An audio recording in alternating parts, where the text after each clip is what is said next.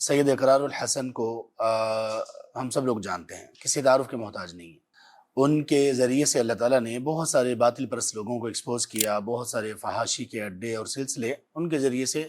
اللہ تعالیٰ نے ختم کروائے یا اس کا سبب ان کو بنایا۔ ہم ان کی ان تمام کوششوں کو سراہتے ہیں، ان کے لیے دعا گو ہیں کہ خیر پر اللہ ان کو سلامت رکھیں اور خیر کے کام ان سے اسی طرح سے جاری و ساری رہیں۔ لیکن ابھی کل ہی انہوں نے ایک ویڈیو اپلوڈ کی، ایک پیغام ریکارڈ کروایا، جسے انہوں نے غالباً اپنے پیج سے تو ہٹا دیا لیکن سر عام کے ان کے پیج پر ابھی بھی باقی ہے۔ اس ویڈیو کلپ میں سید اقرار الحسن، یہ وہ اقرار الحسن نہیں تھے جو مکمل شواہد کے ساتھ اور ایک تحقیق اور ریسرچ کے بنیاد پر پختہ بات کرنے والے تھے، بلکہ اس میں ان کی شخصیت کچھ اور دکھائی دی۔ اس کا سبب کیا ہے اور انہوں نے کیا بات کی، اس سے پہلے اس کا بیک گراؤنڈ بتاتا ہوں۔ بات تھی ڈاکٹر ذاکر نائک کے متعلق، جو کہ ان دنوں میں پاکستان کے دورے پر ہیں۔ ڈاکٹر ذاکر نائک نے فریحہ ادری صاحبہ کو ایک انٹرویو دیا، اس میں ایک سوال یہ تھا کہ خواتین کے لیے ڈریس کوڈ کیا ہے۔ اس کی انہوں نے وہ وضاحت فرمائی، وہ شرائط بیان کی قرآن اور سنہ کی روشنی میں، کہ جس میں کسی کا کوئی اختلاف نہیں ہے، یہاں تک کہ اکثر باتوں میں شیعہ سنی کا بھی کوئی اختلاف نہیں ہے، ماسوا ایک چیز کے جو چہرے کا پردہ تھا اس کو انہوں نے پوری طرح سے بیان کیا۔ اس کے بعد انہوں نے یہ کہا کہ خاتون کا سج دج کر ٹی وی پر آنا یا جاب پر جانا میک اپ کر کے، تو یہ ایک فتنے کا خدشہ ہے، اور اسی کو مزید بیان کرتے ہوئے انہوں نے یہ کہا کہ اگر ایک خاتون میک اپ کر کے سج دج کر کے کوئی نیوز اینکر وہ ٹی وی پر آ رہی ہے اور کوئی مرد اس سے کچھ دیر کے لیے دیکھتا ہے، 15-20 منٹ کے لیے، تو اگر اس کے دل میں کوئی ہلچل پیدا نہیں ہوتی تو پھر اس کو ڈاکٹر کے پاس جانا چاہیے۔ یہ وہ بات ہے ڈاکٹر ذاکر نائک کی جو صرف ان کی بات نہیں ہے، یہ قریب تمام علماء اس پر متفق ہیں۔ اور اسی طرح کی ایک بات، اسی مفہوم والی ایک بات سیدنا عمر بن خطاب رضی اللہ عنہ سے بھی منسوب کی جاتی ہے۔ یہ اس لیے درست ہے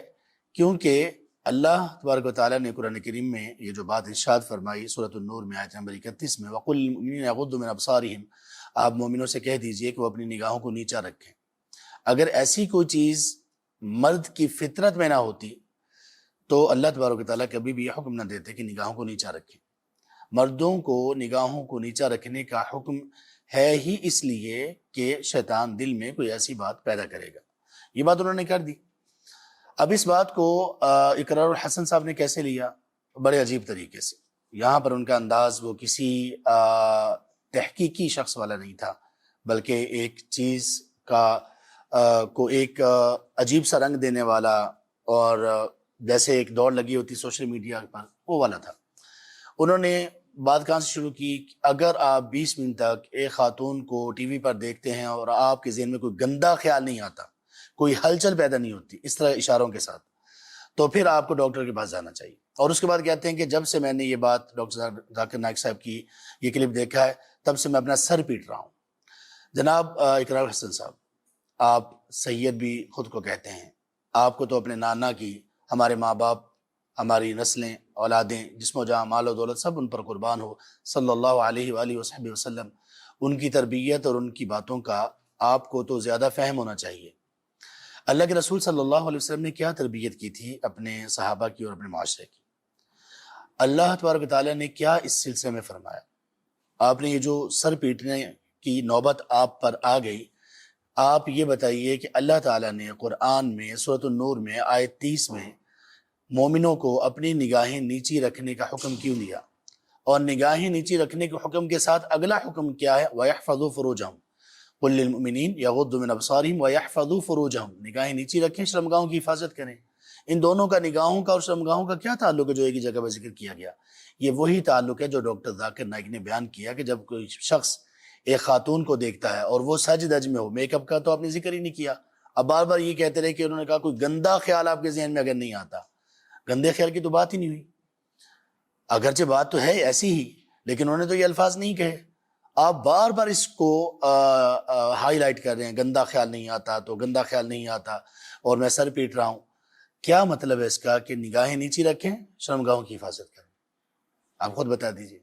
اللہ کے رسول صلی اللہ علیہ وسلم کی حدیث ہے ترمذی میں، آپ علیہ السلام نے ارشاد فرمایا، اذا خرجت امرأۃ، جب خاتون اپنے گھر سے نکلتی ہے،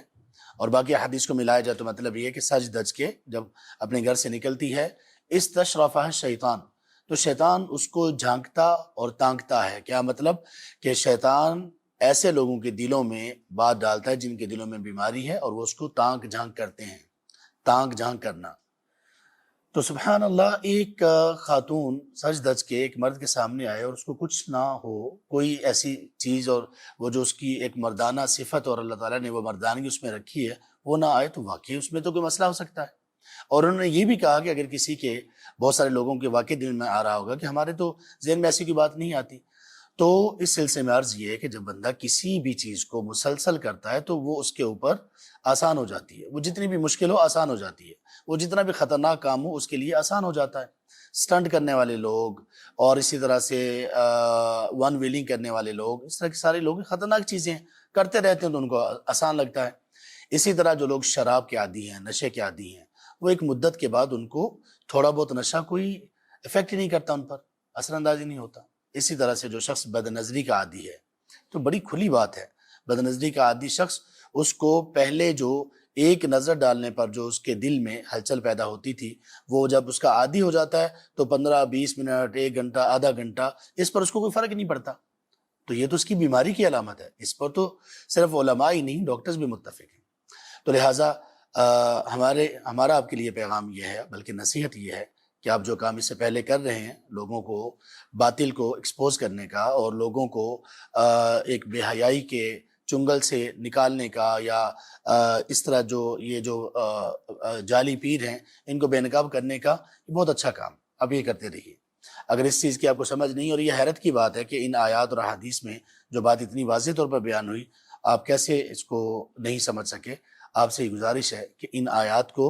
اور اس کے متعلق حدیث کو ایک دفعہ دوبارہ دیکھ لیجئے، سمجھ لیجئے، اہل علم سے رجوع کیجئے، ان سے سمجھنے کی کوشش کیجئے، یا پھر دوبارہ سے جناب ڈاکٹر ذاکر نائک کا وہ پورا ایپیسوڈ دیکھ لیجئے۔ اس میں انہوں نے بڑے دلائل کے ساتھ وہ تمام شرائط ذکر کی ہیں جو ایک خاتون کے ڈریس کوڈ میں ہونی چاہیے، اور پھر ان کو سمجھنے کے بعد سب سے پہلے جیسے اللہ کے رسول صلی اللہ علیہ وسلم کو حکم دیا گیا، یا ایھا النبی، سورہ احزاب کے آیت نمبر 59 میں، یا ایھا النبی قل لازواجک و بناتک و نساء المؤمنین، سب سے پہلے حجاب کا حکم آپ اپنی بیویوں کو دیجئے، پھر بیٹیوں کو اور باقی خواتین کو بھی۔ آپ سے امید کرتے ہیں کہ آپ ان باتوں کو سمجھنے کے بعد، ان آیات اور احادیث کو سمجھنے کے بعد، سب سے پہلے آپ اپنی بیویوں کو، جو ہماری بہنیں ہیں، ان کو اس حجاب کا حکم دیں گے، اور اپنی بیٹیوں کو دیں گے، اور تمام لوگوں میں بھی یہ بات پھیلائیں گے۔ بارک اللہ فیکم، آپ کے مثبت جواب کا انتظار رہے گا۔